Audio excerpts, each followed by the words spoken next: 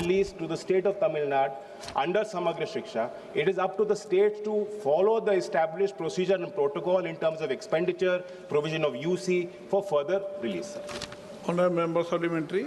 Sir, I would like to bring it to the notice of this House, not only from Tamil Nadu, sir, from several South Indian states, including like Andhra Pradesh and Telangana and Kerala. And we have our people studying or working abroad in several countries, sir, like be it Japan, Spain, France, Italy, Germany.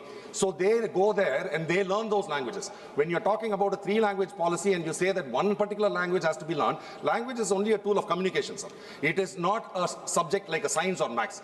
We already have shortage of science, maths teachers in this country, where we are saying that we want to give an additional subject for a person to learn, which I think is not at all needed. And Honorable MOS had made a statement saying that Tamil Nadu had agreed to the NEP. I would like to correct him over here, saying that it was only mentioned that we will consider it, and it is not. I would like to explain the meaning for the word consider, sir. Consider does not mean that we will sign it. It means that we will ponder over it, think over it, and come back to you. Sir, this has been very clearly expressed.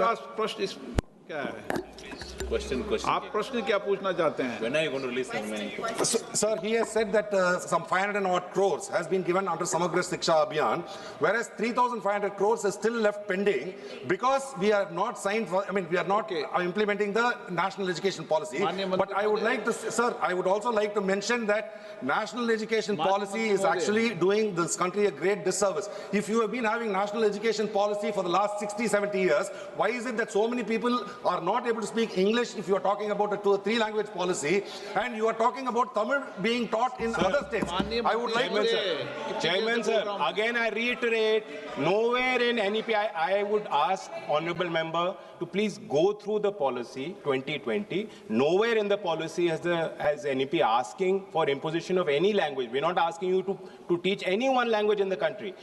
2 languages which are mother languages as per the Language Atlas of Census 2011. In the state of Tamil Nadu, it has been recorded there are speakers of 96 Indian languages in the state of Tamil Nadu, sir. It is for that fact, to promote our own Indian mother tongue, that NEP is asking for us to have at least 2 mother tongue languages out of 3. Shri Ganesh Singh. धन्यवाद अध्यक्ष महोदय। मैं माननीय मंत्री जी को बहुत बहुत धन्यवाद देना चाहता हूं कि समग्र शिक्षा योजना में विगत वर्ष की तुलना में इस बार 2% से ज़्यादा बजट का आवंटन हुआ है। लेकिन मैं उनके जानकारी में एक विषय लाना चाहता हूं कि हमारे मध्य प्रदेश में हमारे लोकसभा क्षेत्र में हमने जब समग्र शिक्षा योजना के तहत विद्यालयों के नए भवन के लिए और बुनियादी आवश्यकताओं को पूरा करने के लिए जब हमने उनसे जानकारी चाही तो उन्होंने कहा कि बजट के आवंटन की कमी है। मैं मंत्री जी से जानना चाहता हूं क्या राज्य के साथ बैठ करके कोई इस तरह की समीक्षा करेंगे? सभापति जी, माननीय सदस्य ने कहा है कि बजट की कमी के कारण जो आधारिक संरचना में निवेश हो सकता था मध्य प्रदेश में शायद नहीं हो पाया। ऐसी जानकारी की मैं पुष्टि नहीं कर सकता हूं सदन की इस कार्रवाई में।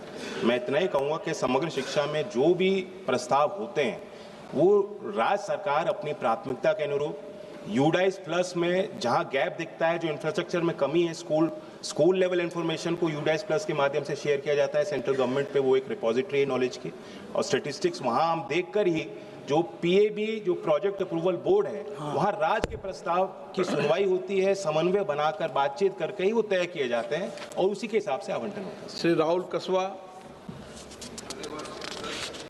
सर, मेरा ये प्रश्न ये रहेगा कि सर जो समग्र शिक्षा अभियान का जो पैसा राजस्थान को मिला है सर उसका 50% भी स्टेट गवर्नमेंट अलॉटमेंट अपना खर्च नहीं कर पाई है। और सर जब इसके एनुअल प्लान में ये साफ लिखा गया है कि स्टेट इसका एक एनुअल वर्क प्लान बनाएगा, तो सर इस एनुअल वर्क प्लान में जब स्टेट गवर्नमेंट से पैसा ही खर्च नहीं कर पा रही और राजस्थान के अंदर सर हाई कोर्ट की रूलिंग है कि 83,000 रूम्स तो ऐसे हैं जिसमें बैठने लोग ही नहीं है और 2.5 लाख रूम्स को आपको जर्जर हालत में है, तो क्या एक्शन प्लान के अंदर राजस्थान के जन सांसदों को भी डिस्ट्रिक्ट एक्शन प्लान पे और स्टेट लेवल पे जो हमारी दिशा की कमेटी होती है ऐसे एक्शन प्लान में सांसदों को शामिल करके एक्शन प्लान एग्जीक्यूट किया जाएगा? आदरणीय अध्यक्ष जी, सदस्य जी ने जो प्रश्न पूछा है आप निश्चित रूप में दिशा में शिक्षा के ऊपर, शिक्षा की व्यवस्था के ऊपर आप समीक्षा कर सकते हैं। बाकी रहा राजस्थान की समग्र शिक्षा में आवंटन के बारे में, मैं आपको इस आपके माध्यम से गृह को आश्वस्त करना चाहता हूं। राजस्थान इस बार भारत सरकार की संसाधन लेने में बहुत अग्रणी रहेगा। अभी तक जो राजस्थान की चर्चा हुई है, आप स्वयं अध्यक्ष जी भी उसमें से अपना भूमिका निभाई है। राजस्थान प्राथमिक शिक्षा में अच्छा करता है। अभी के हमारे राजस्थान की सरकार और भारत सरकार मिलकर वहाँ की व्यवस्था को और बढ़ाया जाएगा। Question number 4 to 7 Vibhu Prasad Terai. Vibhu Prasad Terai, Shrimati Smita Uday Bagh. Number 4। आपको क्वेश्चन नंबर बोलने की जरूरत नहीं, तो सेकंड वाला बोलता है। माननीय अध्यक्ष महोदय, क्या सरकार यह सुनिश्चित करने के लिए विशेष कदम उठा रही है कि महाराष्ट्र विशेषकर जलगांव जैसे अर्ध शहरी व ग्रामीण क्षेत्रों के विश्वविद्यालय और कॉलेज का स्ट्राइक योजना का अधिकतम लाभ उठा सके? साथ ही क्या सरकार इन क्षेत्रों को अनुसंधान अवसंरचना संकाय विकास प्रशिक्षण एवं सहयोगी शोध नेटवर्क रिसर्च क्लस्टर को मजबूत करने हेतु कोई अतिरिक्त सहायता का विशेष प्रावधान करने का विचार कर रही है? यदि हाँ, तो कृपया इसका विवरण प्रदान करने की कृपा करें।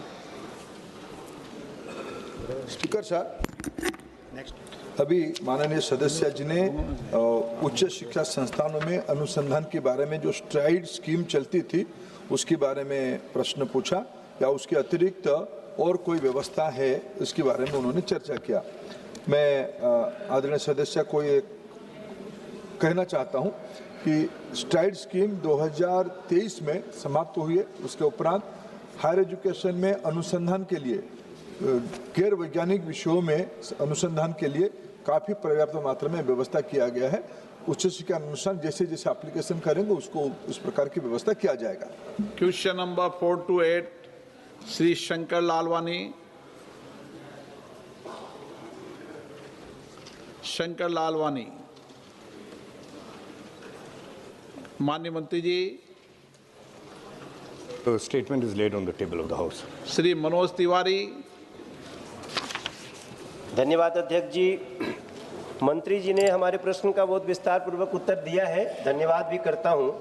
लेकिन ये ध्यान में रखते हुए कि दिल्ली में 45 किलोमीटर लंबी यमुना जी के किनारे लगभग 2 किलोमीटर का भूभाग जो बिल्कुल खाली रहता है, उसके लिए क्या मंत्री जी ये बताएंगे कि दिल्ली जैसे प्रदूषण युक्त प्रभावित शहर में, जहां दिल्ली की वर्तमान सरकार कोशिश तो कर रही है, लेकिन नगर वन योजना के माध्यम से वायु गुणवत्ता सुधारने और हरित क्षेत्र बनाने हेतु कौन कौन से विशेष कदम उठाए जा रहे हैं, और दिल्ली में नगर वन नगर वाटिकाएं कितनी विकसित की गई हैं, इसकी जानकारी देने की कृपा करें।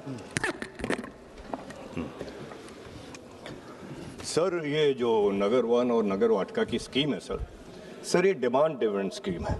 यानी कि जिस जिस प्रदेश से जैसे जैसे प्रपोजल आते हैं तो सरकार और हमारे ये मिनिस्ट्री टेकअप करती है, उसे फंड रिलीज होते हैं और उसके बाद वो बता दो ताकि सभी माननीय सदस्य अपने यहाँ प्रयास कर लेंगे तो उनके नगर वन मंडल बन जाएंगे।